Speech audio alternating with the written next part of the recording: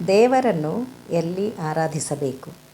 ಕೀರ್ತನೆಗಳು 57ನೇ ಅಧ್ಯಾಯ ವಚನ 9.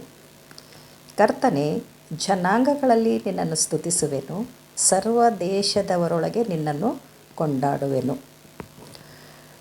ದೇವರನ್ನು ಎಲ್ಲ ಸ್ಥಳಗಳಲ್ಲಿ ಆರಾಧಿಸಬೇಕು.